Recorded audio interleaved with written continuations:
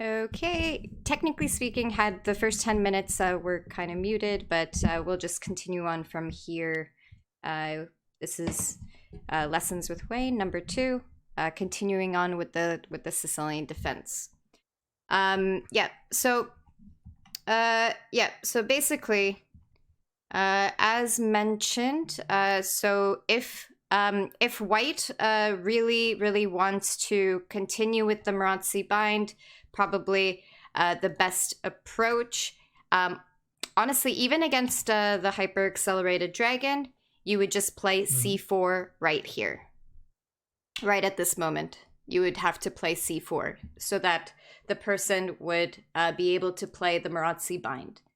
I actually can't remember some other... I can't remember what are some perks of the hyper accelerated dragon other than stopping the Marazzi bind. Not 100% sure. Maybe it's for the idea that this knight can basically choose and be developed maybe to d7 instead of c6. I'm not 100% sure. Even though I think you generally want to always develop the knight to c6, unless you have, of course, a nice outpost square to move your knight to. Okay, going for actual variations, I do like to get some variations out of the way. Like variations that you will experience, however, you won't experience as much. And then, of course, we'll go into some mainline as well. It's just I don't want you to be in shock, for example. Also, sure. There's one opening that I actually don't like playing against. I mean, other than Marazzi bind, it's not like I don't like playing against it. It's just that if the person plays very, very accurately, I find myself a little bit confined. If they play very accurately, like if I play against a stronger master or grandmaster, they will definitely do a really good job in the opening. Another is the Alpine variation. Now I do need to remember because there are 2 different ones, and I have a feeling that they're named differently, but they're very similar to each other. So there are 2 variations. There's either your opponent is going to play c3 on move 2, or they're going to play c3 on move 3. So if c3 is played on move 2, okay, it's called the Alapin variation. And I'm actually kind of curious, what about if the knight comes out first and then c3? Okay, this is called the Old Sicilian. Now, there is a difference, by the way, between the 2, other than the fact that, of course, c3 is played. The big difference is that in this variation, when the knights are actually already traded off, it kind of sucks in this scenario, but you are going to allow your opponent to take full control over the center. So let me elaborate. Unless you want to go into some sort of other variation and not in the dragon, then you would continue on with development, and you actually can't defend, right, from your opponent stopping to take control over the center. Now, in this position here, you might be wondering, well, what if we attack, maybe move the knight out and attack the pawn? I'm a little bit skeptical about it, and if you bring out the knight first instead of playing, like, let's say, maybe the reason for this move is maybe you want your opponent to play pawn to d3, right? Now your opponent maybe isn't controlling the center as much, but I don't like this move. This move, it's aggressive, it attacks the knight, and now your knight's going to have to move away. Actually, this is not such a bad spot, but it just means that you have to be very comfortable playing in some of these variations. It's actually not too bad. But I don't actually like having the knight on c6 just yet. So in this position, pawn goes to g6. See, your opponent takes full control over the center. Now, in this position, I don't like going into this line. Technically speaking, there is some sort of main line, maybe not with g6, like before g6. You could play d5 first, except it's a very, very precise variation for black. And you allow your queen to get out very, very early, which is actually not a good thing. And you tend to lose tempos. Actually, I think it is the game that I even talked about, by the way, with like me losing, me losing with the rook. Yeah, that game. Because I actually played, so one of the mistakes I did in that game is I believe I just decided to play something different than usual. So I decided to go into this variation. Don't play an over the board game that's really darn serious if you don't play that variation. I kind of regret it. I wish I mean, I can just bring up the game. It's not a big deal. Chessgames.com.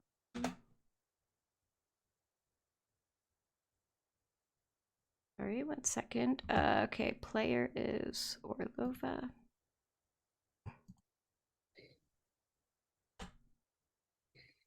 Sorry, I'm just quickly getting the game. It's no problem. Where's that game? It was 2010.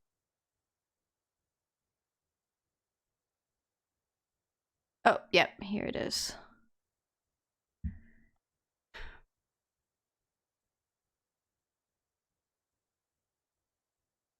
You know what's really cool is that on chessgames.com, I created an ad for Decode Chess. You know what? I'll just send you the link. Underneath the game, you can see the ad. And that's my ad that I designed when I was in college. So this ad was like when I didn't really have any design idea. So underneath the board, it's 403 forbidden. Oh, is it forbidden? Yep. Okay. So this website, it shouldn't. I would never send a website that is bad to you. No, it's 403 forbidden just means that I don't have permission to view the page. Oh, that's really weird. It's probably because the link was malformed or something like that. It's not a big deal. And I just can't see what you're talking about. Oh, okay. Oh well. Yeah, it's still forbidden. Okay, it's still forbidden. Yeah. Okay, I'll just share my screen for a second. This is what I was talking about. And my ad. I made this ad when it is. I made this ad when I was in college. Yeah, I remember that. You showed me that at one point. I remember that. Yeah, and it's quite interesting. Just the other day, I realized that they still actually have it, and it was, only when I was kind of new to design and stuff. But that's pretty cool. Maybe I should have charged more. Ha ha ha. No, I'm just definitely kidding. Should have charged more. 100%. Well, they don't teach you about that in my college. I don't know why they didn't teach us about like creating your own prices, because turns out that if you have a design, or you could also even give a certain amount of time that you only allow them to use it. Like if you want to be even smarter about copyright, you can be like, oh, yeah, you have to charge this for a year or something. Yeah, they should have classes like that for like business classes, at least for freelance, into like a professional. Yeah, just for freelance people. Okay, I'm just gonna add this game. Okay, how do I do this? Chapters.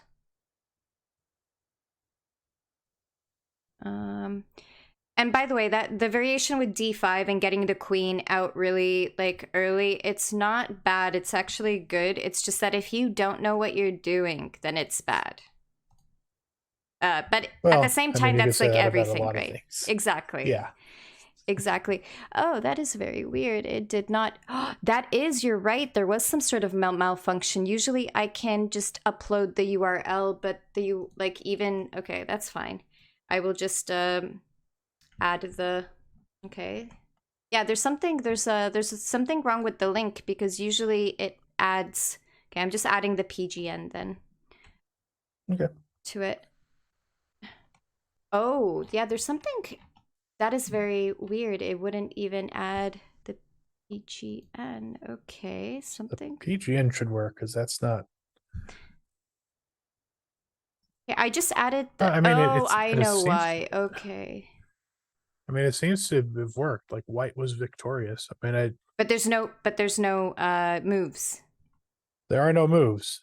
That is definitely. So that makes me wonder how. Okay. Like I guess white resigned on their first. Gotta download view print view. Oh, there you go. I think I got it. Got it. Yay. Right. Okay. Yeah, there was this little option at the bottom that you can. Okay. Cool. There awesome. We go. I see moves. All right. So see, I played. Okay, the d5 was not the mistake. Oh no, actually, this is not. This is actually not bad. This is exactly what is supposed to be played. You know what? Just stop me from. I did do something wrong here. Okay. It's good that I'm adding this. Okay, so what I was just trying to say before, one of the reasons why I don't like it when people play knight to f3 per se is because in this position, oh, sorry. 1 second, let me think. Here, knight goes to c6, pawn goes to c3, pawn goes to g6, d4. There's a problem is that you can't play d5 in this position. I mean, you can, but then after the pawn captures, queen has to recapture back because do you see how your knight's in danger? And then your queen gets harassed. And it's actually not, as I said, it's not a bad opening. I believe, oh, you know what? Now, at least back in the day when I remember looking at this opening 10 years ago, it wasn't so bad for black. However, now I'm looking at the opening explorer on Lichess. Even though it is for levels up to 2000, and actually black has a horrendous, pretty bad result. Like, it's like 37, it says 37, 36, 38% win rate. There's only one line that is 44% win rate for black, but there's only been 9 games played. So I don't really think that that can be really counted as it seems like a coin toss, right? Like this, because you get pretty much equal probability for each outcome. So it seems like it's just it doesn't favor black or white, really. It's not by much.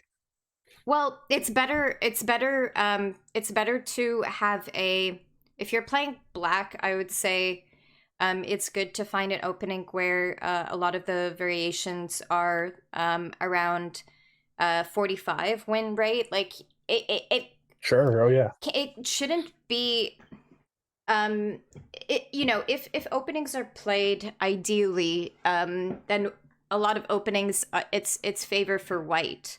So that's why it's kind of like 45%. At least this is what my dad was telling me, that because it's like it's normal for white to have like one or a few percentages increase in an opening, being the first move. But like the idea I remember is something like queen to a5 or queen to h5. No, I don't think it was queen h5. I don't know. There's a lot of there's definitely a decent amount of theory in this because I remember you having to move the queen, and then the problem is that in these type of variations, eventually d5 gets played, and one of the problems as well is that this pawn is isolated, but number one, it can be actually easily traded off in terms of like if you decide to move your pawn to e6 to try to stop maybe d5, then there you go, you've already traded it off. So this pawn, even though it looks like a weakness, it's actually kind of tricky to take advantage of it as black. So I didn't really like that. Okay, but in this position, okay, however, so if someone plays the knight, what I tend to do is I just go into the normal dragon setup, and I just, here in this position, what I'll do is I'll play bishop to g7. The reason why I'm taking my time with playing d6 is because maybe on the next turn I'll be able to play d5, who knows? But of course, if your opponent plays this move, you now can't play pawn to d5, right? Yeah. So in this position, you would have to play like a move like d6, like d6. Another thing that you can do is sometimes I'll just play knight to f6 because if my opponent attacks me, it's not a big deal. I'll just move the knight back, and then I will play something like d6 and then try to break through into the center. Like keep in mind that over advancing your pawns can actually be not a very good idea. I don't know if you've heard of the opening. I know that it's not related, but have you heard of the opening Alekhine defense? Yes. Okay, good. The reason why I'm talking about it is because it's definitely a very weird opening, and if white knows how to play it, it's not a good opening to play. Like if white knows some of the precise variations, but as we just talked about, that's kind of with everything, right? Yeah. But yes. But it's explicitly with this opening, because if white actually just tries to take advantage and tries to keep harassing this knight, it actually ends up being not very good for white. That they have not developed like a single piece, and this is kind of like what actually black wants. If you take there's actually a pretty good rate. There's even a variation after d6 that says that there's a 51% win rate for black versus 44% for white. Pretty big difference actually after d6. But I'm just saying that the whole entire point of this opening is to encourage white to just think that they're taking full control over the center and then taking advantage of it. So it's kind of like, just kind of like reminded me about, sorry, not this variation. Yeah, that was one of Yasser Sarwan's videos that I saw. He showed the Alekhine defense, and it was interesting, the pawn structure that ended up happening for white afterwards. Yeah, I thought there was also a moment when in the Alekhine defense, I thought that there's also at some point you play d6 and then c5, and then you really break into the pawn, or I can't remember but I remember there being like some sort of c5 move. It just kind of but also I've never played Alekhine defense, so I would also not know as well. I just know some brief ideas with a lot of openings, because actually I can't remember anything now, but one of the things that my dad used to test me on was like opening names, which is, but now I can't remember. And no, testing as in like he would say, play out like the first few moves of this opening and name it. And I guess in a way it could be important because, if you're going to these tournaments surrounded by high-ranked chess players, you should be able to know what they're talking about if they're talking about a specific opening, and not like, I guess ask them, can you play out those specific variations, etc. and stuff like that. But maybe that just depends on like the level at that point. Okay. No, that actually seems like a good idea. I kind of like the idea that he did that. Mm-hmm. Yeah, because I kind of wish I knew more openings, at least the ideas behind them. Yeah. Yeah. So kind of like allowing your opponent to take control over here, and like, yeah. See, I've seen people play. Oops, sorry. Mm-hmm. I've seen people play this move against me. I actually really don't mind this move. It's a little bit different, keep in mind, Wayne, because we have traded off the C pawn. It makes our position like more open. Obviously, this is still not the most ideal scenario for me, because I wish I was able to have more control over maybe that d5 square. However, I would play something like knight to e5. I would trade. Yep. Yes, I've had people play pawn f4 against me, but what tends to happen is that they can actually get into some troubles. So I would actually encourage white to not play f4, because now this diagonal is open, and he actually can't even block it off right away. No, he can't, because of this pawn at the moment. Of course, like, there could be knight to c3 going here, but I've actually been pretty happy in this position. Yeah, I've been pretty happy in this position. If bishop goes to e3, keep in mind that you could play knight to g4, but actually your opponent can kind of like hide his bishop on g1. I've done something kind of sneaky. Actually, I don't know if it was exactly the best idea, but I played something like queen to c7. So, well, I can't play knight to g4 right away anyways, but right. I can't remember. There was in one of my games, I remember I had tension on this pawn, and then I played knight to g4. When my opponent moved back, I actually won the pawn on f4. But anyways, I just remember that I had some sort of game like that. I can't even try to find it, because I don't know if I played it on my old account, like Orlova chess, my Orlova chess, like Lichess, or if it goes even further back when I had my Orlova chess account on chess.com. So I have some games there as well.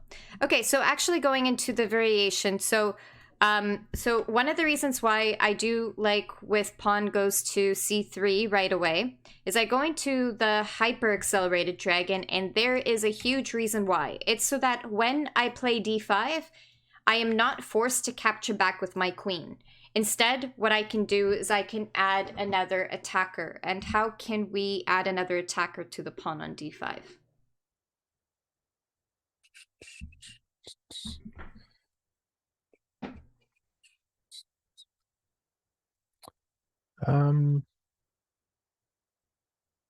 Well, I mean, there's knight f6, I believe. Yep. Is one way. I mean, you could also do like e6, but that just gives up a pawn, right? Yeah. Yeah. Knight f6. Exactly. Now, before we go into like further on into the game, because I haven't seen this game, but at least you'll see the checkmate which I fell for. The one where okay. I attacked the queen and she let me, and I should have like realized that her letting me attack her queen is some sort of sneaky plan.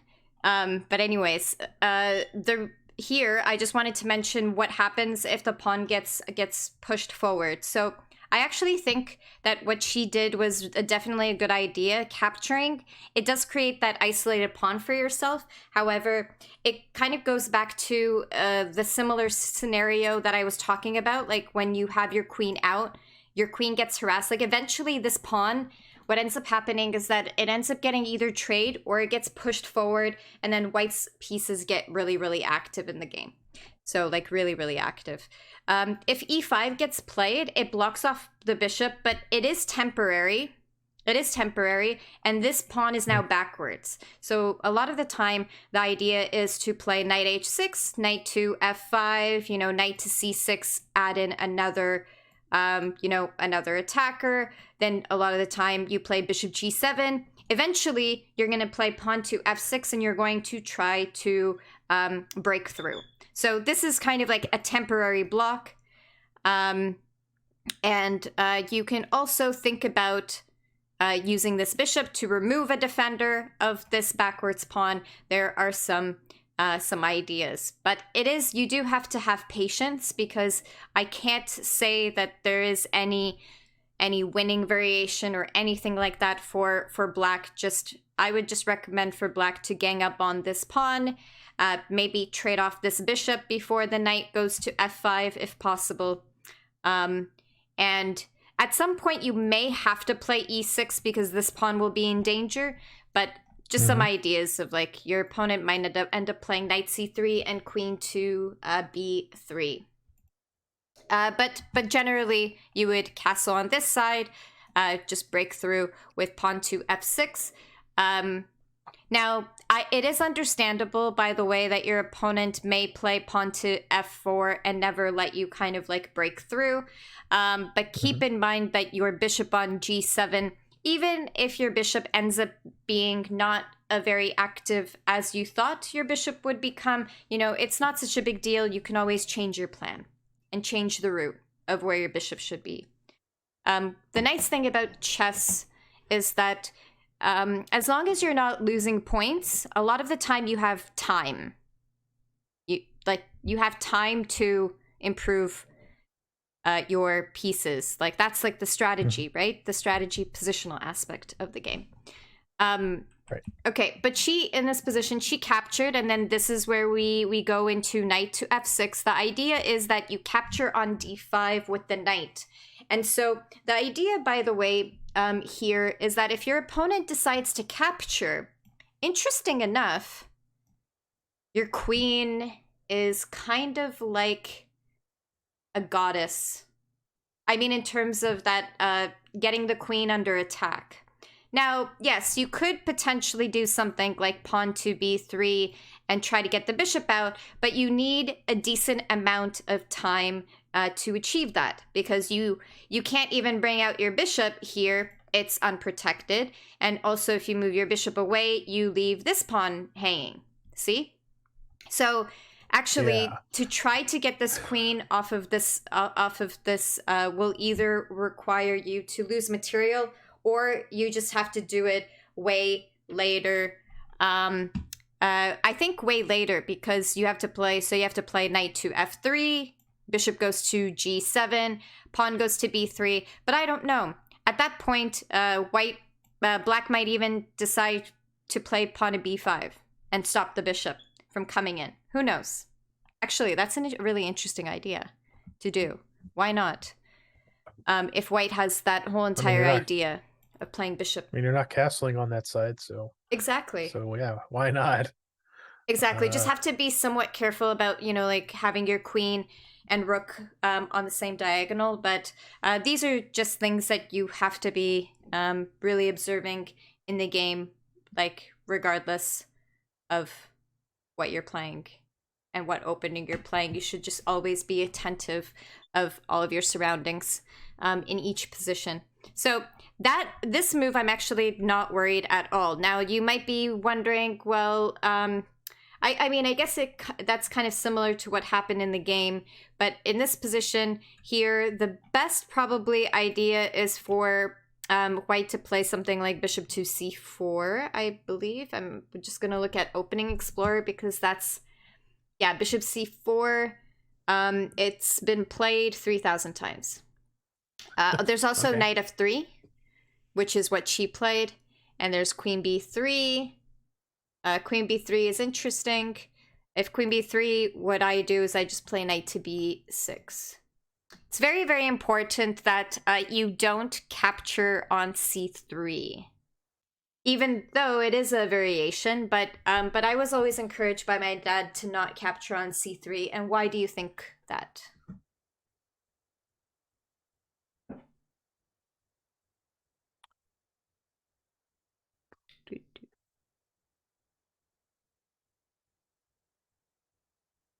Hmm.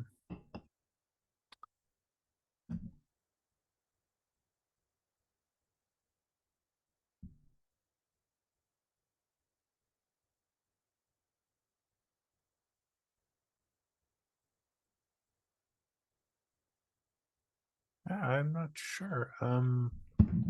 There. I mean, it makes probably if he takes back with the pawn on b2, then it kind of fixes his pawn structure a little. Yep. What else do you think reason. It adds? If the pawn gets the pawn captures. Well, it also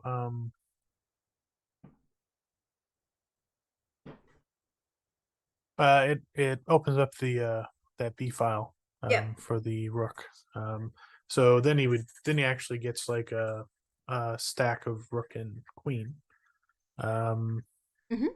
which may not be particularly useful at the moment, but it makes things harder to deal with on that side in the future.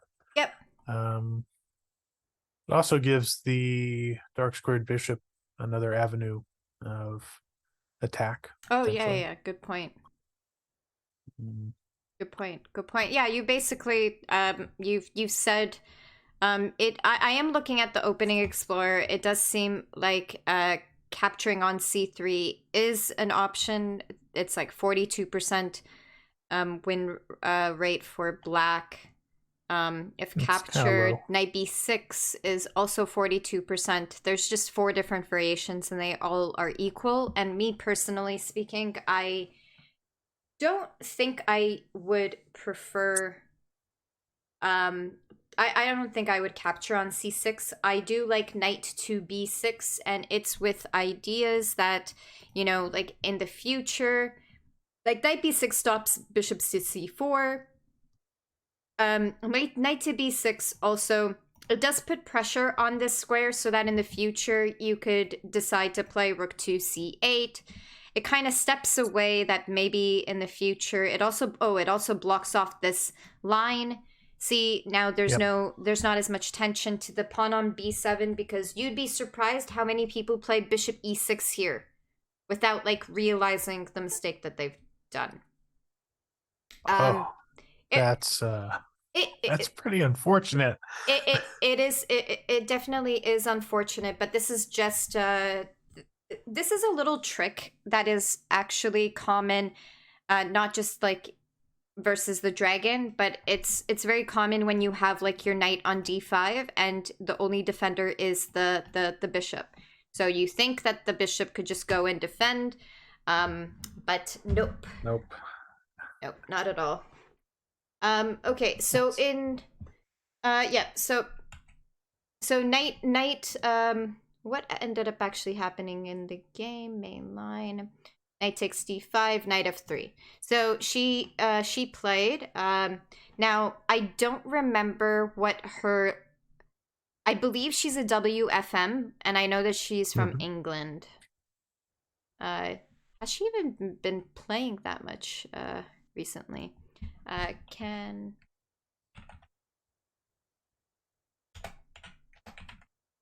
Sorry, I'm just I'm kind of interested to take a look. That's all right. Just looking at her Wikipedia or her. Okay, LinkedIn. Where's her ratings, Fide? Okay.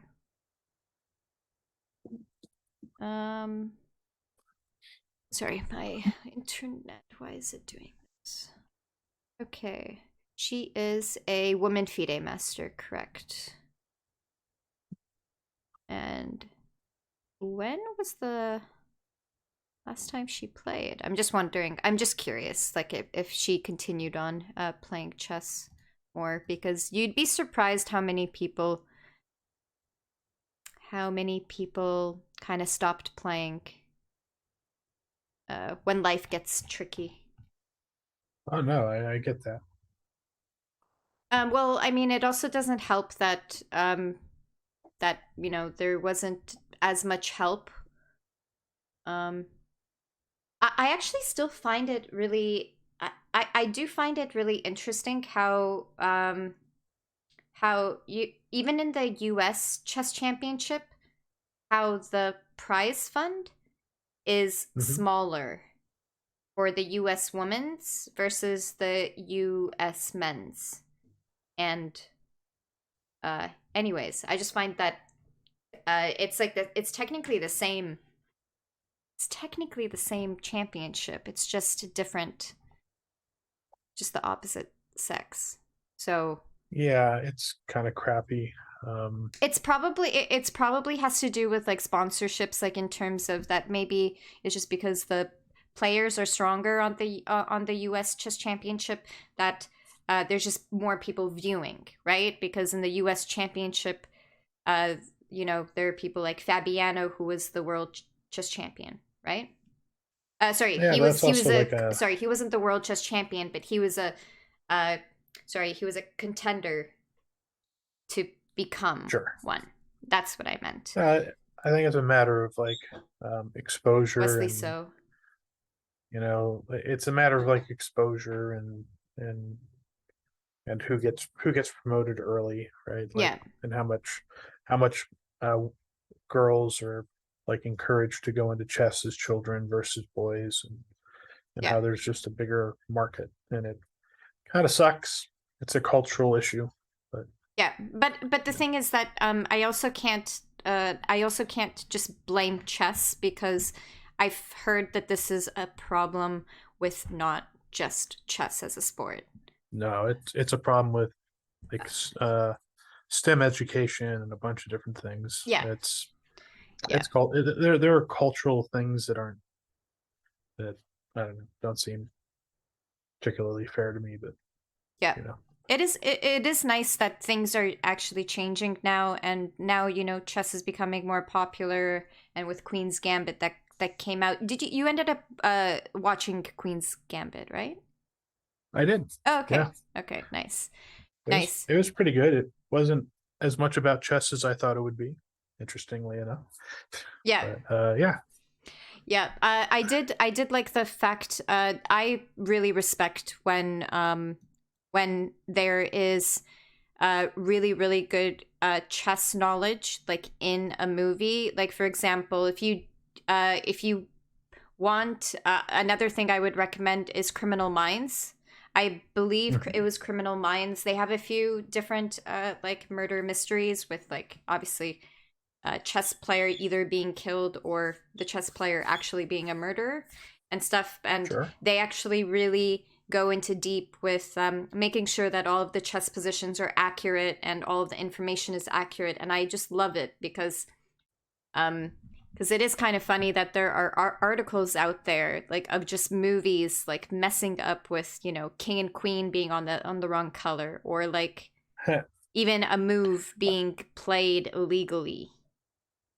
Like yes, Yeah, I that understand that it happens. might look. Oh, you know what? The illegal move. What reminded me of Twilight. I know that you probably never watched Twilight. Twilight was really popular when I was in high school, so of course I I've watched it. I've seen They had a I've chess. seen Twilight. Okay, awesome. But yeah, Twilight. No, it They had was a weird. definitely That was not a really awesome. bad. That was a really It's a bad chess scene because pretty sure I that don't I don't she'd. remember the I Yeah. don't even remember the chess scene because the entire rest of the movie was terrible. Right. But Right. Um. Well.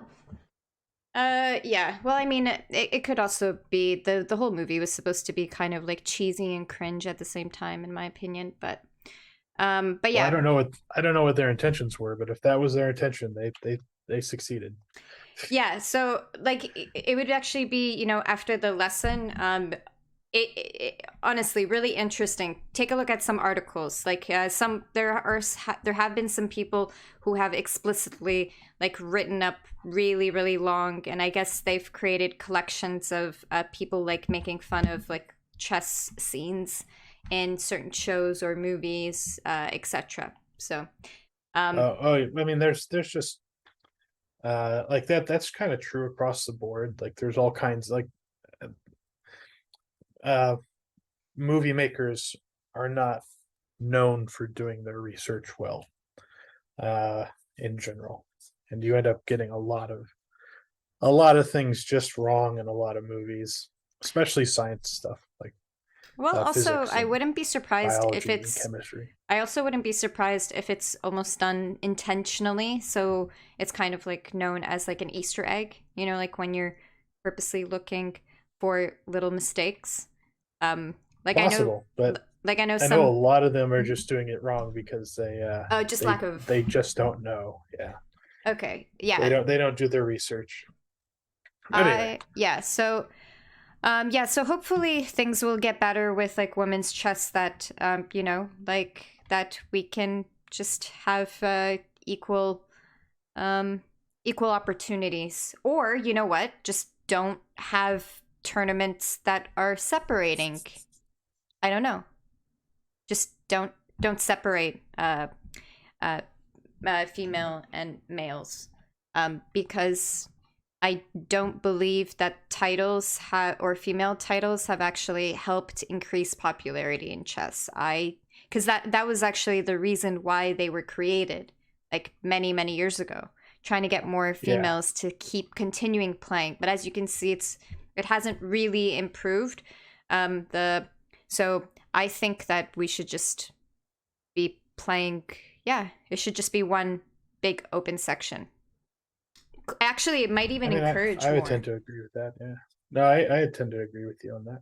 Yeah, that's good. A lot of people, I think are, but I think a lot of people also don't want to give up their female titles. So probably some would be kind of upset. But you know what? It should encourage, the females to try to get male titles, like how Susan Polgar, right? She's a woman grandmaster, but she's also a grandmaster, so she could do it. Yep. Oh, yeah. Okay, so so what was played? Knight goes to f3, bishop goes to g7. I mean, this just looks bishop g7 looks correct. I'm actually kind of curious, where did I go wrong? Bishop e2. Now, as I mentioned, here it's really interesting why she chose bishop e2, but I can try to think of a reason. Maybe this bishop is moving to e2 to give options for white. So because if you play bishop to c4, you've kind of committed to attack on this diagonal. But if you play bishop to e2, maybe the idea is now actually to get the bishop on this diagonal instead. Also, of course, unpinning the knight. Because a potential idea, right, as mentioned, is bishop to g4, trying to get rid of the defender of this pawn on d4. So I castled, seems normal. Castle seems good. I mean, looks good so far. Yeah, I mean, I'm looking at the opening explorer because I'm just curious if anything has really changed with, since I've been playing competitively.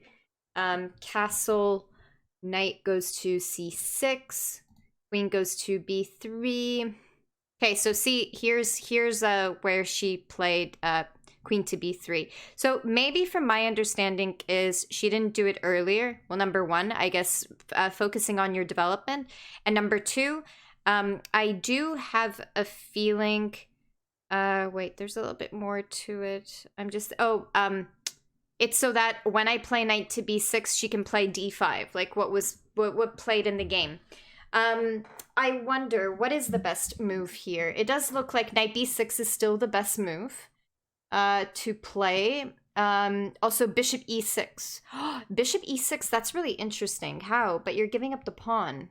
Okay, or maybe your perps... Oh, it's not giving up the pawn because you capture the one on d4. Is that really... Did I miss that in the game? This game, by the way, was more than 10 years ago. It was from 2010. Oh, sure. So my math is... Well, I just wasn't really calculating.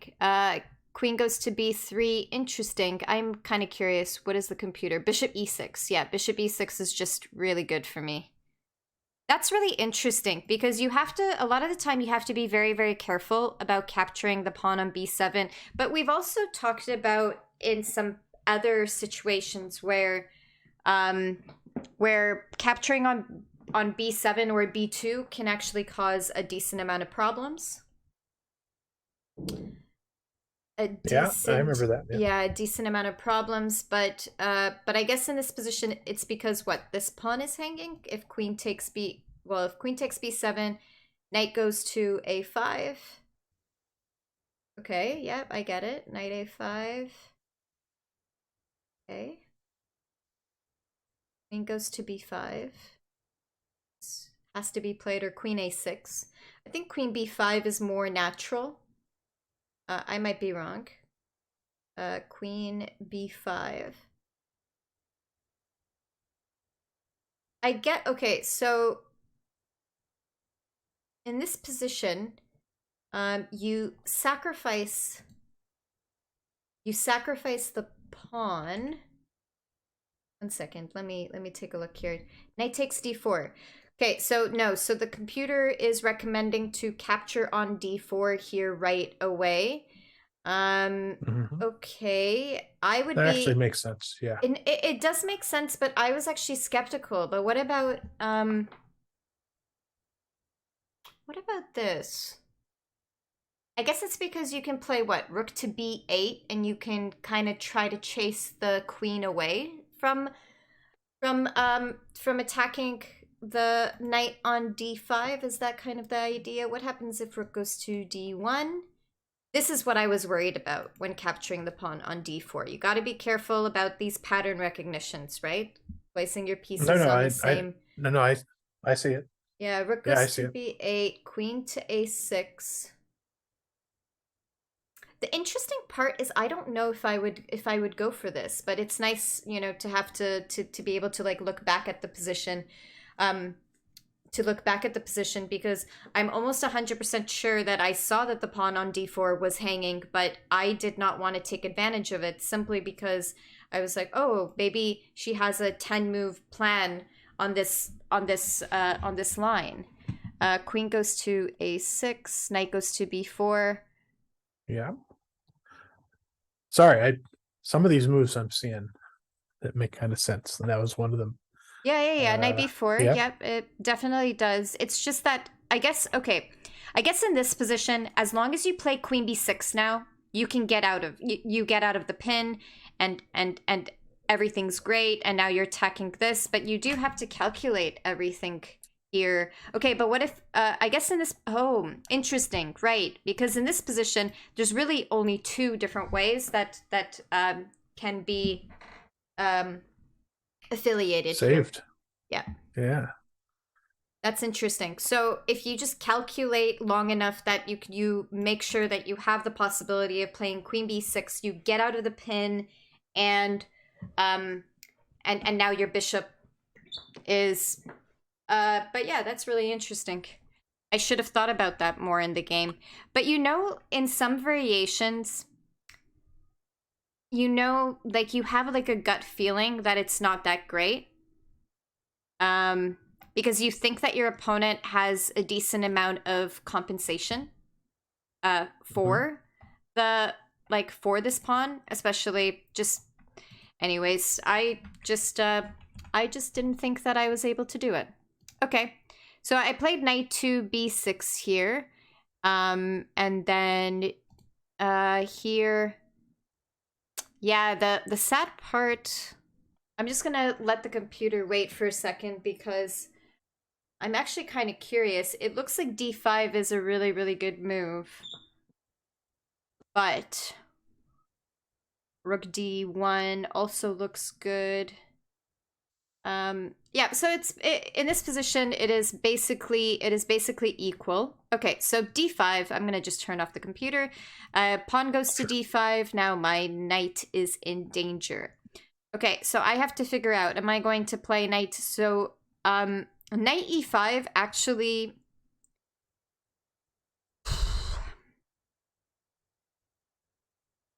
Yeah, so there really is only 3 options. Knight to b8, knight to e5, and knight to d4. One of the reasons why I didn't like knight to d4 is because the trade, and then the rook's going to go to d1. Yep, that makes sense. And yeah, and just seems quite good. Knight to e5, it's a trade. Maybe, to be honest, now I'm thinking about it, maybe it was a better idea just to play knight to b8 and not trade off.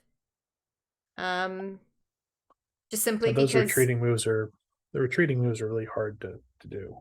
Yes, they are very especially when both sides are almost developed, and then you don't want your piece to your pieces to be too passive. Like in the early like in the earlier scenario, in the earlier scenario it was a little bit different, like having to move your knight to g8 or to b8, when your opponent has like the full control over the center, is because like your opponent is also not fully developed yet, right? And if your opponent is also not fully developed, then it's okay to be able to like be a little bit passive. I am a little bit curious. So so the computer is recommending to play knight to a5. However, I'm a little bit skeptical about this. Oh, that's really interesting, actually. Knight a5. Okay, so knight a5, queen b5. Okay, so what the computer's actually recommending, I would probably not go for, and let me explain why. So the computer in this position is recommending to play knight a5, then after queen goes to b4, I believe, or queen b5.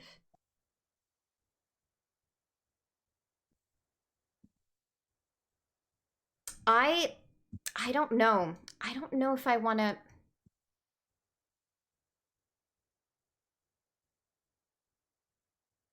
You know what? This is not so bad. This is not... No, it's not. It's weird. Not so bad. It's not so bad. Queen goes... okay, what about here? Knight takes d5. That's so interesting.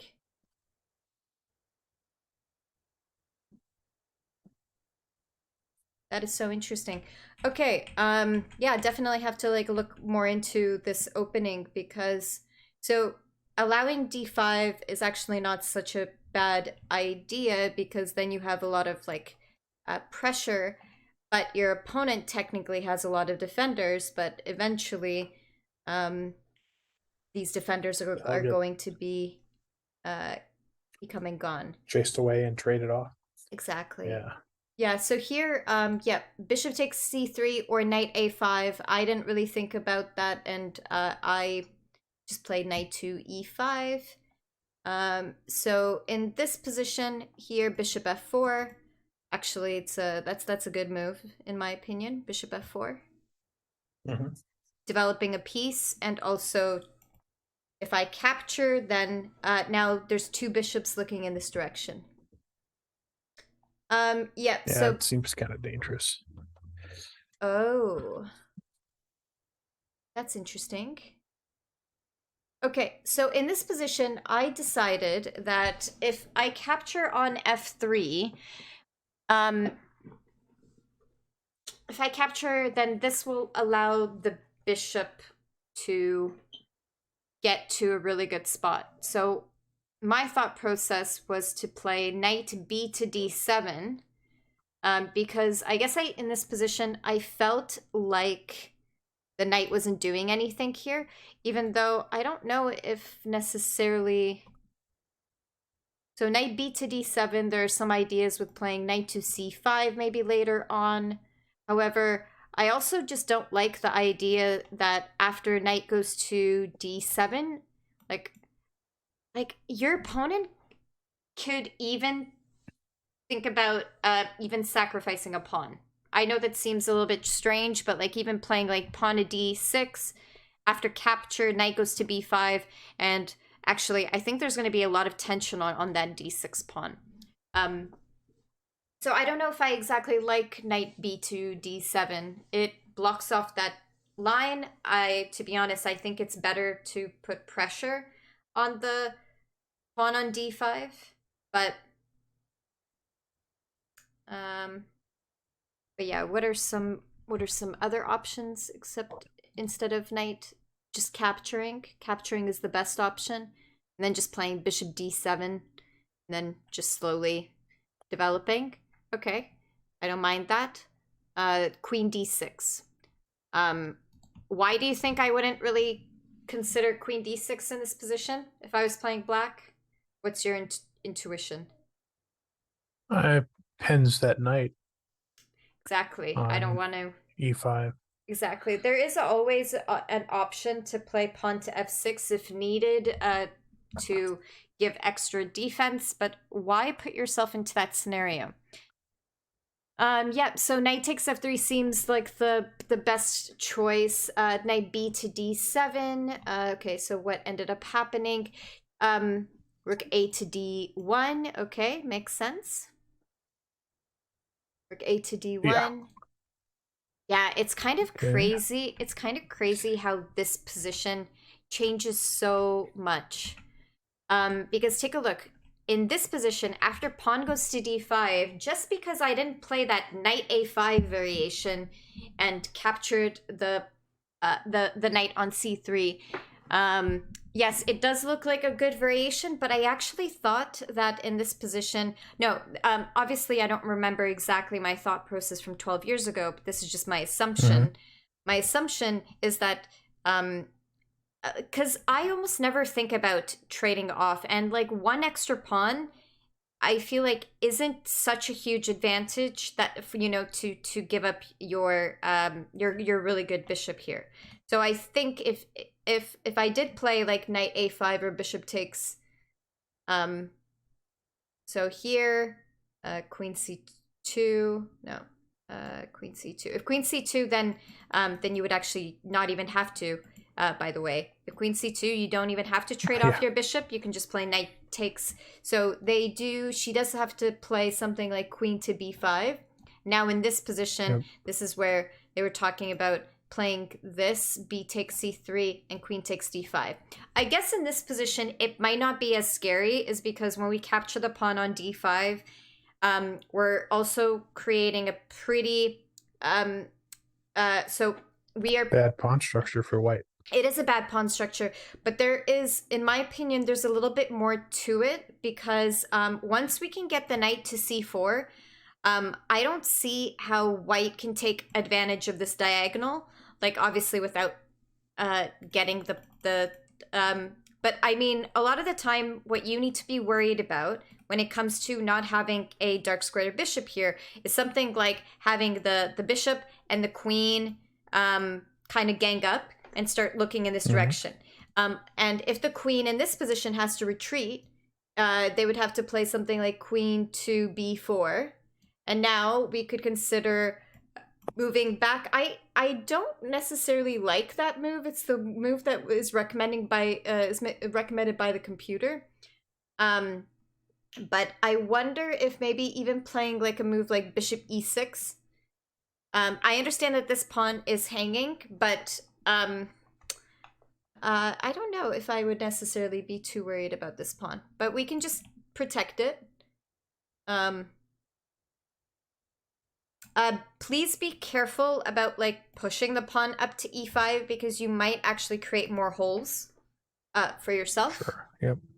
So in this position, now I don't know, Wayne, if you remember, but if you ever trade off the dark squared bishop, a really cool idea for like defense is to play pawn f6 and then king to g7.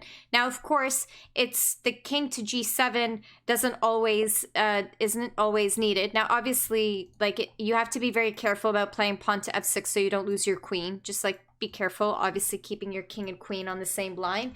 However, I'm just saying that king g7 can sometimes actually be really of help because your opponent wants to get the bishop there, but now they can't. And you usually could actually capture on h6 and then just quickly go back. So, yeah, so it's not too bad. Not too bad. Yeah, so like queen goes to b4, and then in this position, just maybe play, I guess, like rook to e8. My thought process is try to get the knight to c4 at some point, and then get it there. But as long as... yeah, sorry. But why not knight c4? Knight c4 because I think I think capturing... oh no, I think maybe capturing this pawn is... But knight c4 protects the pawn, doesn't it? Knight c4, does it? e7. The e7 pawn? No, knight to c... sorry, knight c6. Jesus. Sorry. Oh, yeah, knight c6. Yeah. Knight c6. Sorry about that. Yes. Yeah, knight c6. Yeah, knight c6 is what the computer really likes in this position. I got so fixed on knight to c4 is because usually, like, this is an outpost square technically, but it also blocks an isolated pawn. So a really good strategy if your opponent has a isolated pawn is to block it, because then you can use your other resources and potentially attack it from behind. And a lot of the time also by blocking off a isolated pawn, you are not allowing that pawn to advance and try to trade. So interesting kind of idea. Okay. Yeah, but I kind of went a little bit into, so that's really interesting actually. That's really interesting. Knight a5. So basically in this position, probably the best move would be for maybe white to play rook to d1. I wonder what happens after rook to d1. So d5 becomes like more of a threat in a way. So how would we react to this? Oh, that's really interesting. I like that. Okay, so in this position, if the rook goes to d1, so now this is possible, right? Because now we're not winning the pawn on d5. What can be played here is maybe something like bishop g4, trying to remove the defender.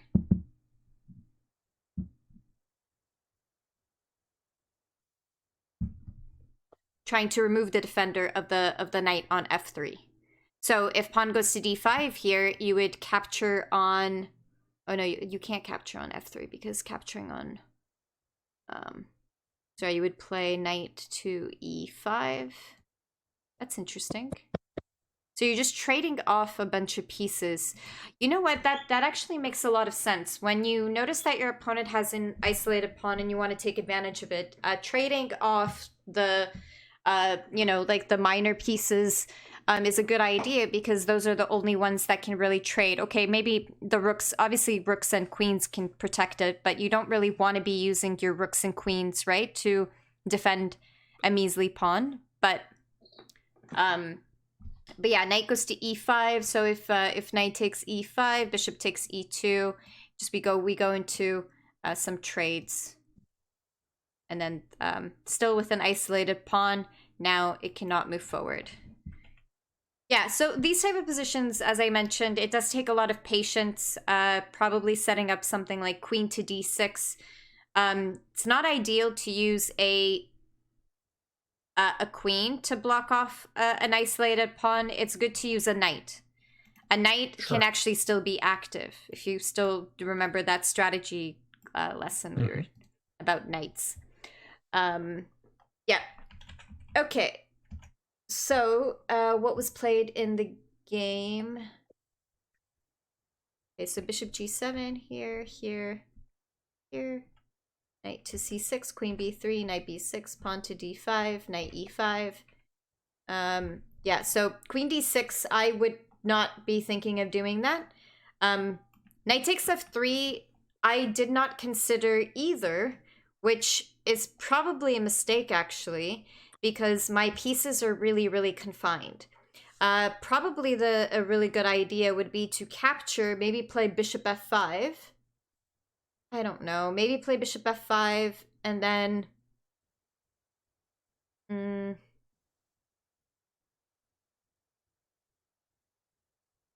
then like queen d7 or something. Yeah, as I said, it's not... the Alapin is not the most best... it's like not... it's something I'm not a huge fan of playing against, but it has to be done sometimes. Sure. Knight, rook a to d1, and knight takes f3. So I guess in this position, I thought it was better because, you know, now my knight can either play knight to e5 or c5 and start to come through. So I decided to play knight to e5. Was knight c5 better? Nope. Knight e5 is good.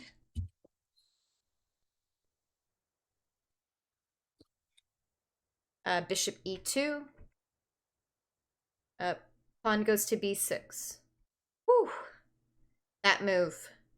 Just, that hurt a decent amount. The move b6, it went from like positive 1.5 to over 3, at least for me. Ooh, yeah, that's a lot. Especially since there is no material advantage, right, for both sides. Like, I can definitely tell why white is doing better here. It's simply because of the activation. I don't know if you notice, but white's pieces do look more free, like more space, more territory. Yeah, he's developed more pieces than black has. Yeah, and I think like just the amount of space. Oh, for sure, that too. Yeah, for sure. Like I don't know. It just seems like that is like that they. It seems like white is dominating from this point. Like that basically white kind of has like you know, like one extra rank just because their pawn is so advanced and just the pieces are laid out the way that they are. So okay, so b6. What is the idea? I mean, it's to attack this pawn. It's so interesting to me that this queen d6 move keeps being a potential possibility for black, and it's something that is the computer is like really, really encouraging to play queen to d6.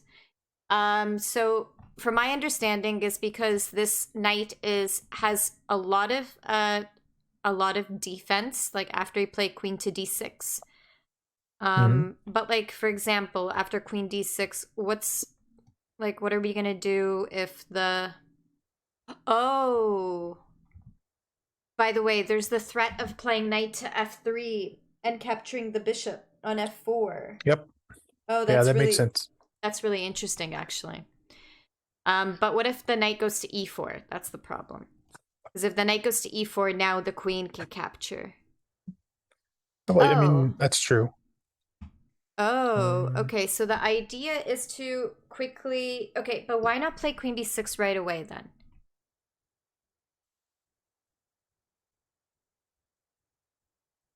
Okay, I'm so confused. Why does it make a difference to play queen b6 later and not now? Queen takes b6. Okay, yeah, I'm a little bit confused about the computer because in this position here, I don't actually see what makes a difference between playing here and then just playing queen to b6 right away. I do not understand. I do not understand, and I don't know. The computer sometimes for me is really tricky. Honestly, I don't. It doesn't make sense to me. Queen d6 and then queen b6. Okay, what about knight b5? Okay, queen b6 makes sense. Just it doesn't make sense to me if knight goes to e4, then why we play queen b6 here.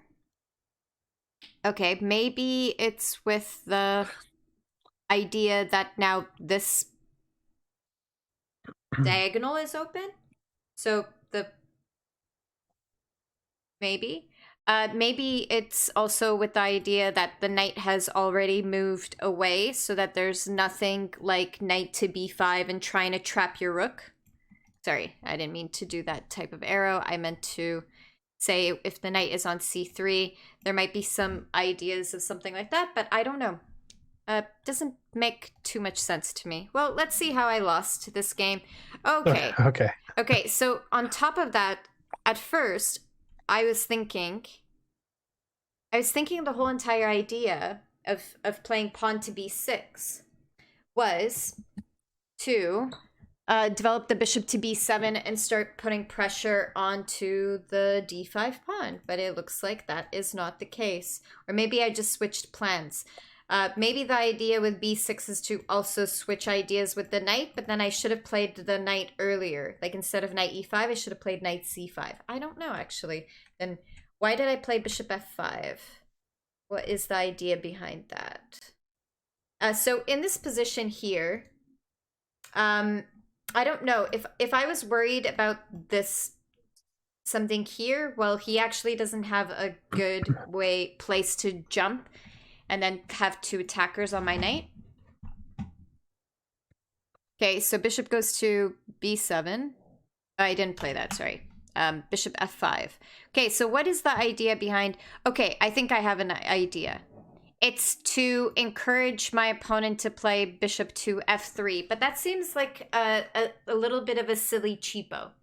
But also bishop f3 would ruin the pawn structure. So, in this position, I was just thinking maybe getting the knight here. So what is the idea of me staying with the bishop on f5, even though I originally thought that it was to move the... I don't know. Interesting. I don't know. It's very hard to try to figure out what I was thinking 12 years ago. Especially since I find myself more confident in openings and stuff. Like, I find more confident in my gameplay now than when I actually played competitively. Well, I guess that makes sense because there is, like, an extra 10 years on top. Okay, so here, bishop goes to a6. This is an interesting move. Yeah. It's to stop my rook from getting active and also opening up the way for the knight. The knight's under attack, of course. So, for some reason, I have a weird idea. Oh my god, I'm kind of angry at myself. Why... Queen d6. Okay, I think I didn't play queen d6 because of knight b5. Watch the computer like queen d6 again. Nope. Actually, nope. No. Doesn't like queen d6 in this variation. Okay, so queen b8, pretty bad as well. So, okay, so in this position, it's actually encouraged. This is kind of funny because I was just literally talking about this. That since b6 is played... It might just be better to move the knight down to d7 and then get the knight to c5.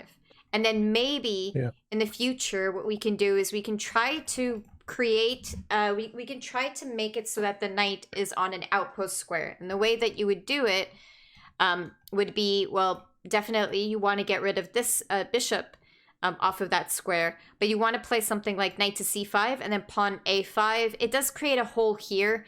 And I'm not talking about playing a5 right away. Maybe you actually want your opponent to play b4 because it opens up the bishop. But Anyways, at least I understand why this move is like better than everything like else. So after bishop goes to a6, basically everything else is not very good. So queen to b8, and I mean you can already think why this is not doing so well. Like, why is queen b8? Well, it pins at night. Your queen's it pins the knight, and it makes your queen less active, and it takes pressure off that pawn in the center, and Exactly. Yeah, there's a couple reasons. There, I mean, it might allow you to push that. It doesn't even allow you to push the b pawn no. forward, right? Yeah, because there's way too many attackers. Yeah, or defenders, I guess in this case. There are too many people covering the b5 square. So okay, so I actually remember. I think I remember now. Why I played queen to b8. It's because take a look. I mean, there's even Jeff Coakley. He has some worksheets based off of like trapping pieces. He has like a worksheet on trapping rooks, and this like looks very similar. So in this position here, why is bishop b7 not trapping my rook, even though it looks like it's trapping my rook? I think maybe I miscalculated. it's not trapping your rook, because I believe you can go knight c5, and if he takes the rook, then you take the queen, right? So the queen has to get out of the way, and then let's see. And if the queen gets out of the way, then you win the bishop. Exactly. So. Yeah. So a nice counter attack move on. So I have a feeling that I may have missed that. Yeah. Sorry. No, that's all right. No, but I actually was thinking about this earlier, which is the only reason why I was able to say it quickly. Oh, nice. So. Okay. Yeah, no, it's that's awesome. Because I did not even consider that was probably, to be honest, that's why I think I played queen to b8. Because it makes sense. You are trying to stop the bishop from going to b7, but you are also protecting the knight on e5. But as I mentioned, you're placing your queen on the same diagonal. I get that, but wouldn't a knight, even if he doesn't go bishop to b7, isn't knight to c5 still really good? Like a good fork? Mm-hmm. Yeah. So I don't know. I thought this was actually a really great move, coming back with the knight to d7. Yeah, and I think to be honest, I think if I am able to get rid of one of the bishops, then the attack, like the center attack that is currently going right now, might not be as strong either. Because see, like for example, I would actually be pretty happy with the position if I can just like trade off this bishop, and then I can, set it up in such a way that, I can play like rook to c8. You can't do it right away because like the pawn on a7 will be hanging, like after the queen captures back, and after the trade. However, it does make the position like less crammed, and there's still a lot to the game. Okay, so queen b8, I think this is definitely my position is getting. Now, this move it shouldn't be scary because, okay, so in a way, I guess it is because this pawn on e7 is hanging. But this move, it would block the pin. So I don't think that this is actually the best exact choice for white to play. But yeah, like at least this is my thought process on. That's kind of weird. Him backing off is weird if that's his choice. So I don't know. Yeah, sorry. What did you see? I'm not seeing what you saw. I'm seeing something. Okay, kind of weird. I'm seeing something like g5 and then knight to g4. That's kind of interesting. So you sacrifice a pawn and then you play knight to g4. You're threatening possible checkmating possibilities on h2. So your opponent would have to play something like g3. I don't know. I wonder if that type of attack, I don't know, like let's say they play a4 and then here playing g5. So if bishop captures, knight goes here. This guy, he also can't move back because of it's bishop. Exactly. Yeah. So I wonder g5. Interesting. Does the computer doesn't like it. But he could do like bishop g3. G3 or just g3, like to protect against the. Oh yeah. If he plays g3 right now, then it creates a hole. Not right now. Not now. Yeah. Okay. After the knight moves to g4. Oh yeah. G3 is for sure. Defense. And then you just kind of lost a pawn maybe for nothing.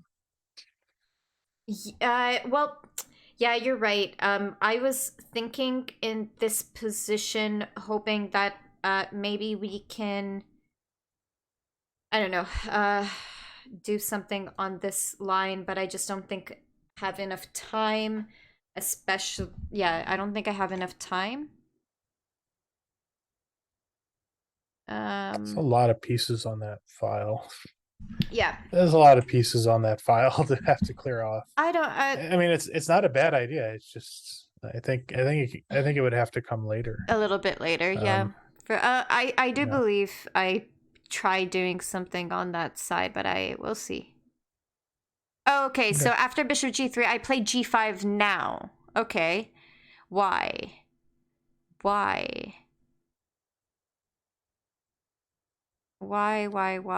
Did you pre-move? No. This is sorry. It's over the board game. This is an over the board game. No. I know. I just think that I was worried about pawn to f4.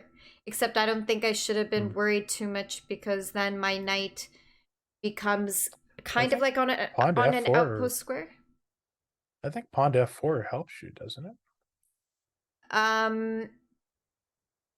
Yeah, possibly. But that but that is probably why I played g5. Now f4 is not that great, but maybe I was worried about it before. I can't really think exactly why, but you're right. Pawn f4 would block off the bishop, but maybe. Yeah, it's easy to save that knight. That knight belongs on a different square now anyway, right? So I feel like that's just a tempo loss. It's because pawn goes to f4 and then I'm going to lose the pawn on e7.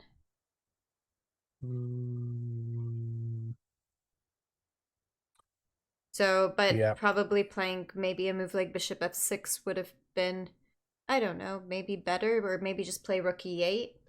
I'm kind of curious why the computer is recommending pawn to b5 and giving up the pawn. Interesting. By the way, this position, the computer really doesn't like this position for black. I can see that. But however, I think everything was just kind of bad with my b6 move. I think that was really, I mean, this position is definitely feels better for white. As I said, there are going to be variations in the dragon that you are just simply not going to like, and well, that actually means that you're playing black, so you're playing black, like there's no way around getting into those positions sometimes, right? Also, I wonder if in this position, maybe all along I should have gone for, instead of the knight e5 variation, maybe just gone into knight to c5 instead. Then it would actually make more sense for, like playing b6, not right away, but I mean in general, like eventually, and then just quickly try to play something like knight to c5. I guess maybe knight c5 doesn't work in this position because of queen b. I was thinking maybe queen b5 and you can't push here because of the attack. Yes. Maybe something like that.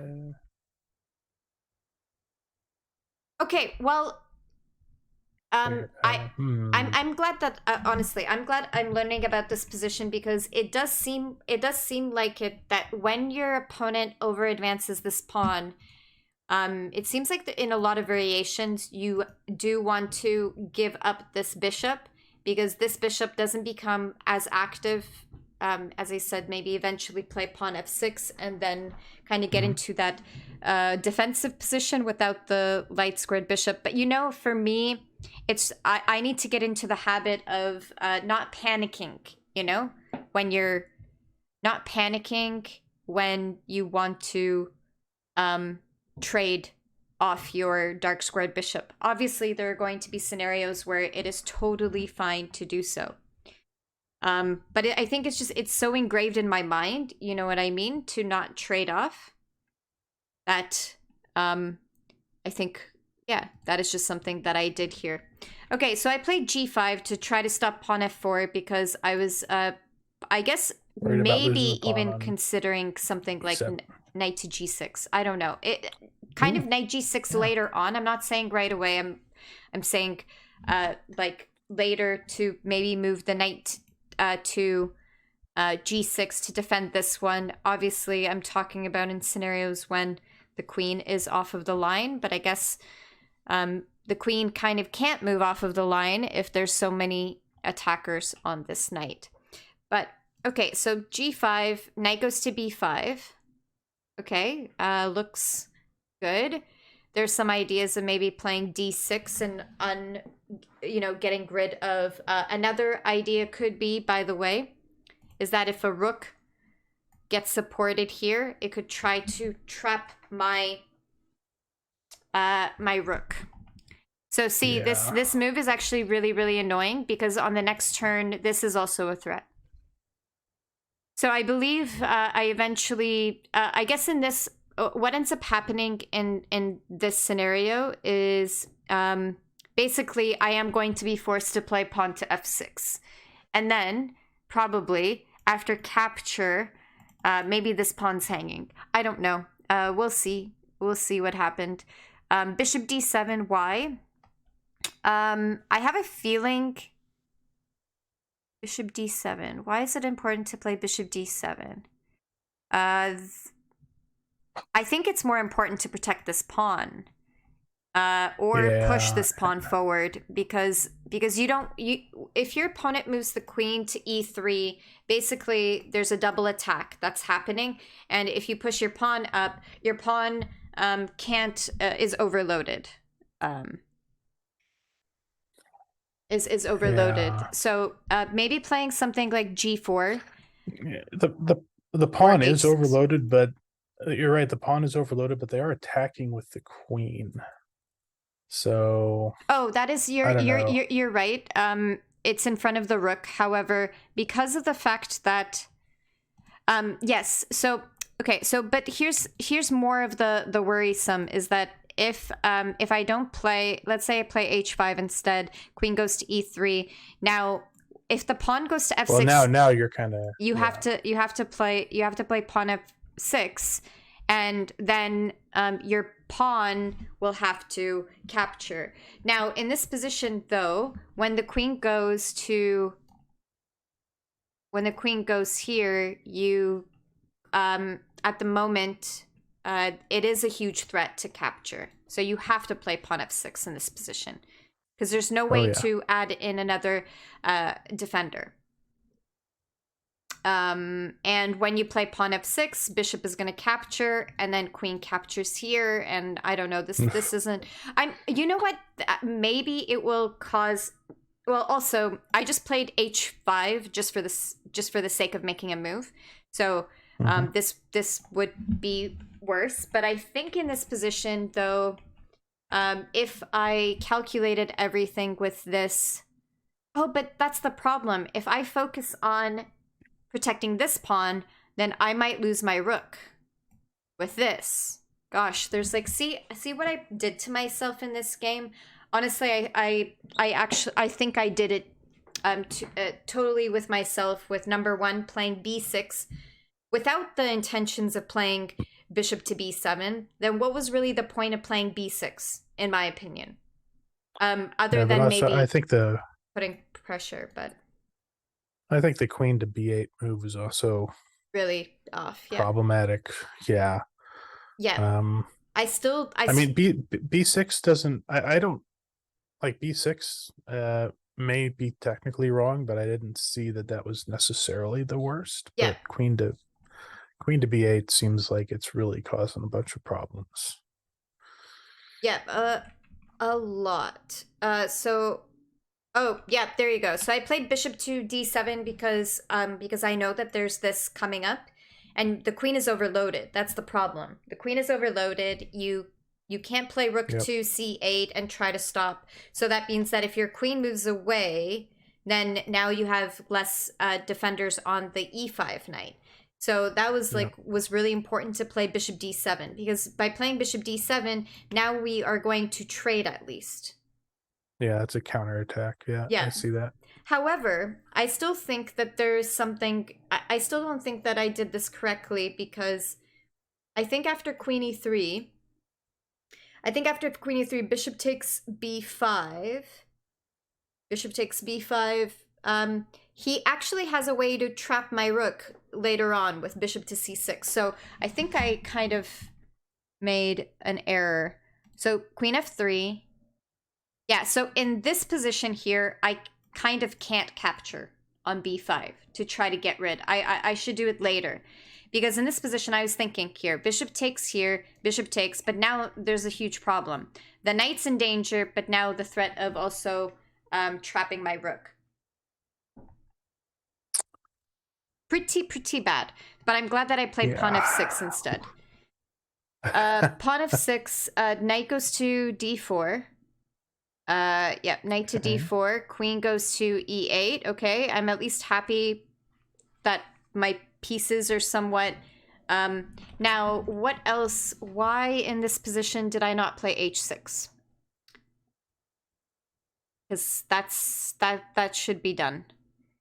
And I did not do it. I think I totally forgot about this pawn, maybe. Or maybe I didn't care?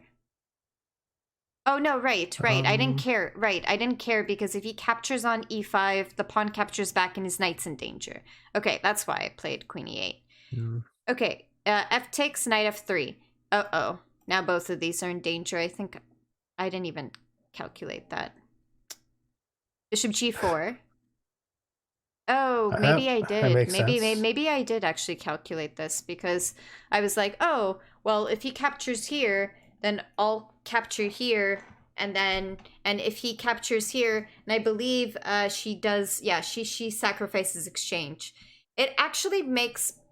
Okay, so the computer does not like this exchange, but this sacrifice actually made me feel really, really uncomfortable, because even though I won I have the exchange, this square is so weak. So weak. You know, getting the knight, if you remember in Yasser Serouan's book, it's like the knight on the 6th rank is like a bone lodged in someone's throat.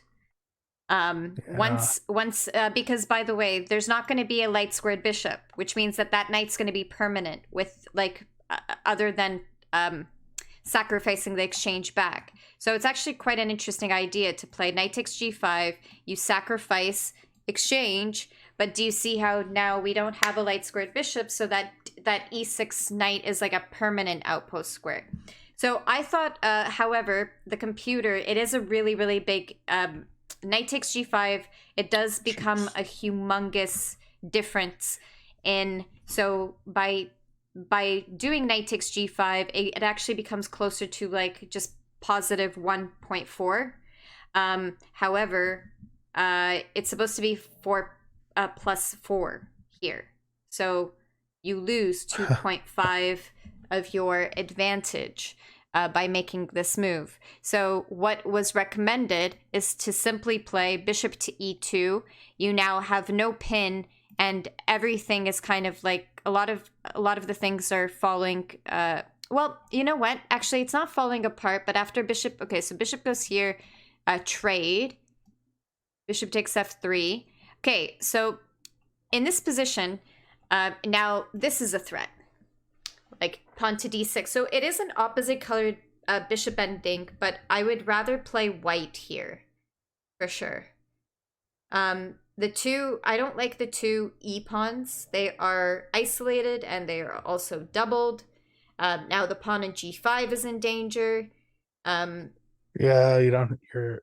Your rooks aren't connected. Like, your queen is stuck behind a pawn. Mm-hmm.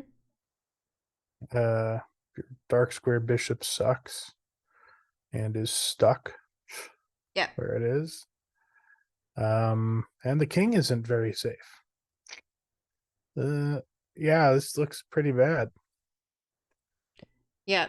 This looks pretty uncomfortable. Oh, sorry. I didn't mean to do that. Oh, it's spoilers.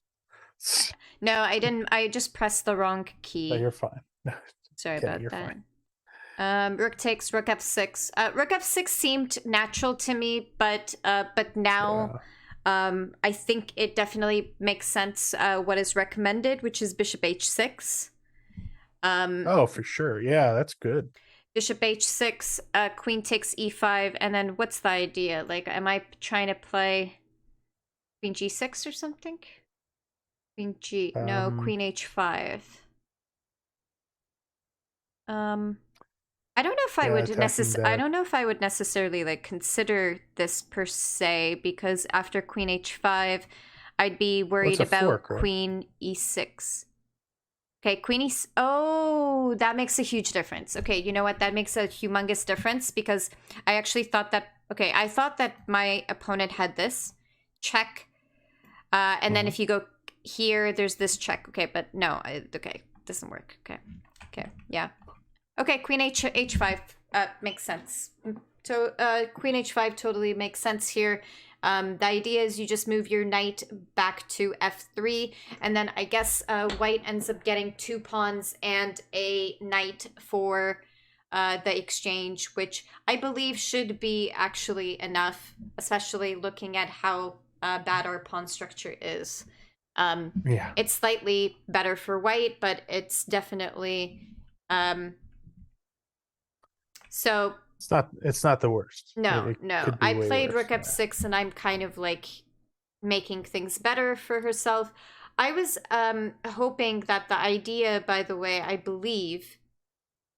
oh, I think the idea is if queen takes e5 that I trap the bishop. Oh no, that's not the idea, because the bishop can still go to b7. Never mind. The idea maybe after queen takes e5 is to play... oh no, if queen takes c5, then I can play rook takes f2. What am I saying? Oh no, no I can't. I have to play rook to g6. Sorry, there's like a lot of stuff going through my mind. I was thinking why queen takes e5, rook takes f2 doesn't work, because of a stupid check. That is in between. I hate these in-between moves, you know? Like you're doing a... well, I guess rook f2 is a discovered attack, yeah, and then the queen check is a little bit of a in-between move that ruins things for us. Wow, it's really unfortunate. So maybe it's after queen... so I get... yeah, sorry, go ahead. I mean, no, I get why you would want to do like rook g4, or sorry, rook g6. Oh, actually, the computer has a nicer move, queen h5. I to be honest, I don't... is nice too. I'm not 100% sure I ever considered queen h5, because I promise that I probably would have remembered something like that. For some reason, I explicitly remember with like having ideas with rook to g6, because that just seems natural to me. Getting the rook to g6, you know, you have like a rook that's defending, you know, everything kind of like around, and trying to set something up like that. But okay. Plus it potentially attacks that bishop, but I guess you moved away instead. Yeah. She stopped me from going here, but I wonder if now bishop h6 is just... bishop h6 looks really... oh no, there's check. Okay. No, but maybe after king h8. Why not bishop h6? It kind of looks good. Queen e4. Oh, it's because after bishop h6 there's a queen e4 idea with checkmate. Ooh, interesting. Yeah. Okay, h6. moving away, but computer does not like that. Queen h5. You know what? It does make some sense. The idea is also that when you play queen to h5, your rook can now actually get involved into the game more. So even like a move, by the way, like bishop takes h7, I mean, that's not even a move that the computer is even recommending as white. But for example, here, if they're greedy, now you can play king h8, and now there's actually some really, really interesting ideas with like playing rook h6 next turn, or even if the bishop ends up moving away, then you can use the other rook to put on that line. So yeah, I don't know why I didn't even consider queen to h5. Oh no, I did consider it later. Okay, so bishop d3, maybe a little bit too late. h6. Knight e6, queen h5. Okay. Still seems like I'm not absolutely losing.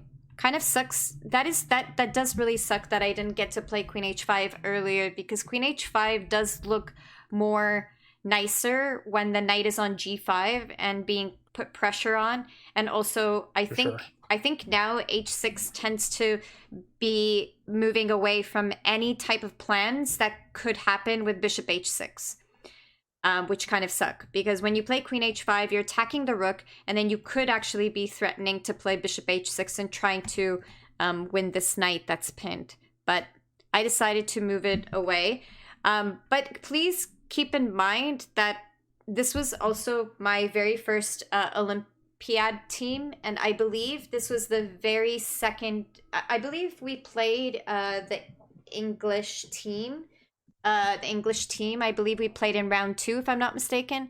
Let me just quickly check, because this stuff is actually written down. What does it say? No, I don't want... oh, it's round 10. Never mind. Why? That was like so far away. Maybe I am mistaking it for... Yeah, definitely mistaking it from a different game then. Okay, so knight goes to e6, queen to h5. I mean, this doesn't look absolutely terrible. Rook to c1. Okay. Yeah, so the computer, by the way, in this position, what they are recommending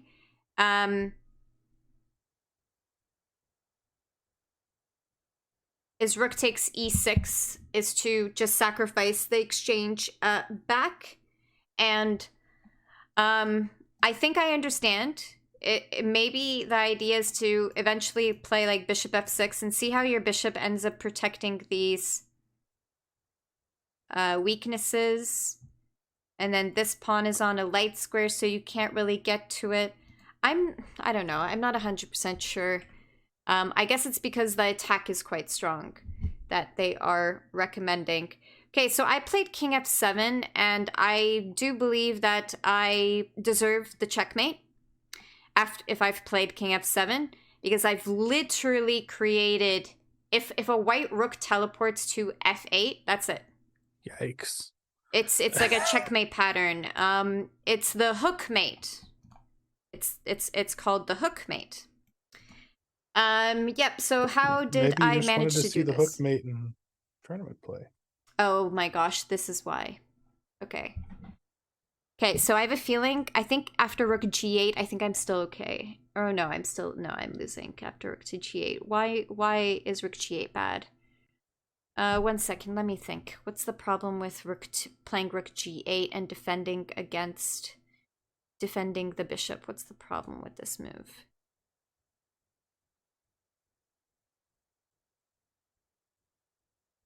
And then threaten this, maybe? Oh, but if you play this, then you might get checkmated. Oh, gosh. Oh, that's insane. Okay, so what's funny is that if I play bishop f8, try and expose the queen, there might be some really interesting variation with knight to d8 check. Then you're forced to play king to e8. And then I wonder if the rook goes down to c8, like if there's just checkmate coming. Like, just yeah, there's got to be something there. So probably rook g8 just doesn't do anything, because you still can't play bishop h8, and because you lose, period. And then you can't play bishop f8 because maybe of this. Oh, what am I saying? I can't play bishop f8 because knight d8 and then the rook gets captured. Sorry, Wayne. Yeah, there you go. That's why you can't play bishop f8. So rook g8, even though it seems like, it could help escalate all of my plans and such, but not. Nope. Not exactly. Yeah. So as you can see, after queen g3, bishop h8. In this position, this is where I played rook g8, and then my whole team is like looking at me, realizing that there is a forced mate that I cannot get out of. Queen takes g8. But you know what's funny is that in this position, though, I felt like I thought I got out of a losing position. I really thought that all of a sudden, because when my opponent's attack does not work out, a lot of the time it also opens up their opponent's king. So I tend to be able to like work out my my revenge and such. But not in this case. And I also don't know in this position. So rook g8. The best move, I don't know, like not looking at the computer and just thinking. The problem is that this position is very, very crammed. And now this rook is really holding everything together. So you know what? Maybe it would be interesting to sacrifice exchange now, but it doesn't look like sacrificing exchange now is the best decision, because then the bishop gets onto the long diagonal and such. So I guess it does make sense. You can't play rook to g8. You can't use your bishop. You can't play rook to g6. And I don't think you can move the queen. I don't think you can take the knight, can you? Because you're going to end up...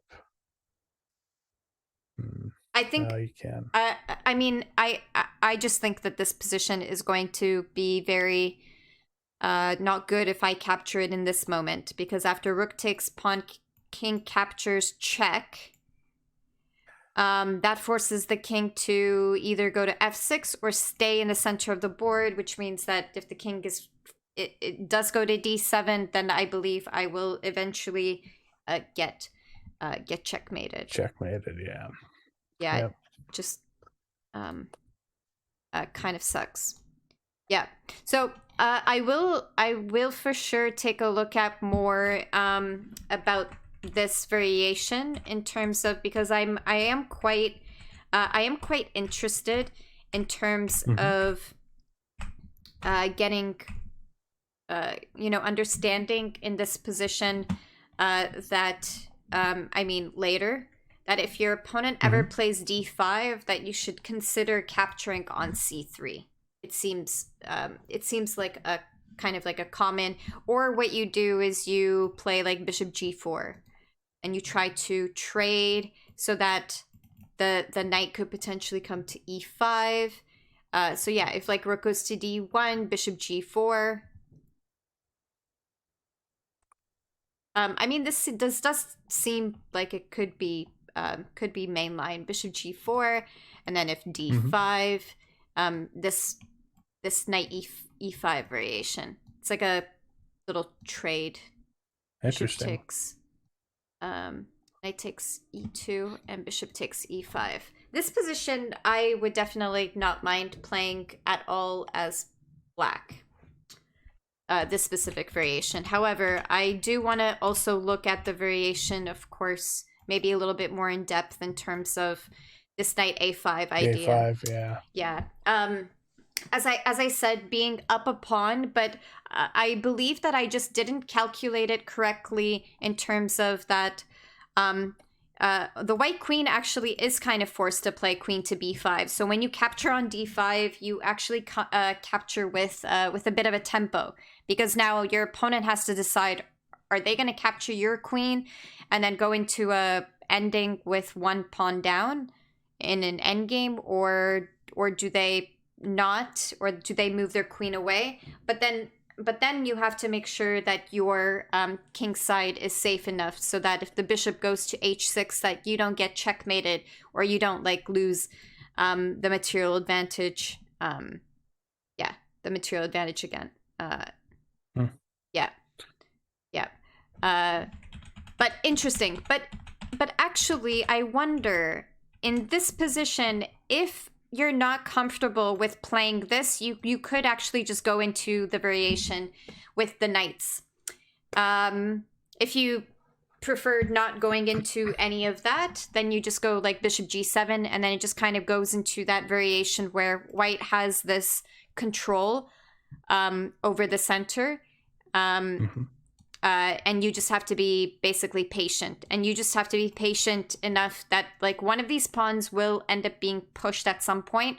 So your pieces aren't going to be so pieces aren't going to be too passive, but I also wouldn't be surprised. I have had a scenario where I think both pawns got pushed forward, but then it wasn't really good for my opponent because, as I mentioned, they overextended the pawns. Yeah. Makes sense. Yeah. So for the next one, I will take a look and see some actual variations and put it together. But then yes, we will for sure go into the actual main line. The main line is really like the most popular that is generally played. I just noticed that like c3 variations are even more so played than this gambit. And in this gambit, I mentioned to you that I don't capture the pawn, but my opponent goes into the Marazzi bind, but with a disadvantage actually. So I don't mind going into like, the reason why I'm saying disadvantage is because like this ends up being a waste of a tempo, because wanting to play c4. And then another thing is that when you play d3, the bishop is going to capture, and you don't really want the bishop on d3 in the Marazzi bind. You kind of want to have the blocks bishop off that queen. Yeah, it blocks off the queen. It also will block off the bishop in both directions. So you don't even need some of the tricks to get that the d4 square kind of weak. So yeah. So just letting you know why I have captured here before. However, what ends up happening actually is that white can quickly set up even some sort of trap with the rook and the knight, and then your rook might get trapped if you're totally focusing on just developing on that side. It can get like pretty tricky in that regard. And also the idea is that they're sacrificing the pawn, but it's to get so much control over like these three files, and eventually your queen is kind of like forced to stay here, and your opponent's going to play pawn to e5 at some point, like on the same line as the queen, because you won't have really good options of where to place your queen. You won't be able to play like queen to c7 because your knight, like your opponent's knight in the future, will harass the queen. I mean, I remember when I accepted it, I did not have a good response, but everything like just requires knowing a little bit of theory. But yeah, it looks like here that the best variation to get into actually is, I guess, giving up on the dragon and just playing pawn e6 and going into kind of like the knight lore for the hedgehog system. So, and if you go into that system, then you would have to quickly play a6 so you don't get into some problems with this square or with whatnot. Okay. Yeah, thank you for watching this game. It wasn't intentional, actually. I was just going to go through that variation, but it was still nice to take a look at the game. Just really sucks at the end, especially since her giving up exchange was actually a bad strategy, right? It went from 4 to positive 1.5, which is totally doable, right? I mean, it's still an advantage for white, but it's not as strong as 4. So probably should have just played a little bit better in that regard. I don't understand why I didn't see queen h5. Maybe I didn't notice that the rook on d1 was hanging. Maybe I just thought that, oh, if I just play queen h5, I'm just attacking. I'm not even attacking the knight, right? Because it's protected. Maybe that was my thought process from 12 years ago. But yeah, but you're probably also low on time, right? So. Yeah, but in a way, it does suck that this game is always like puzzle of the day, like once per year or whatnot. But you know what? In a way, it was a nice sacrifice by my opponent, and this is just something that I shouldn't have missed. And everyone misses these things. It's not just me. Everyone has bad. Everyone has bad. Also, just don't I know it? Also, just to mention that when it comes to playing in the Olympiad, you are also not playing just for yourself. You're playing for your team. So I think the pressure is even more so there, you know, because it's one thing letting yourself down, because, you know, you can pick yourself up and you'll be fine. But it's another thing in, you know, letting your team down. So, yeah. So I was definitely a little bit upset at myself for this. But to be honest, if I'm not mistaken, I don't think we would have won the match. But I can't remember. I don't think that we would have won the match anyways, even if I drew or tied. But yeah. So next class we'll look into actual variations, and we'll be going into the main line, and I'll try to find I'll try to find like a game from my past to take a look into. Okay, awesome. Okay. I'm just gonna say bye to the video. Bye, guys. See you next time Wayne has a lesson.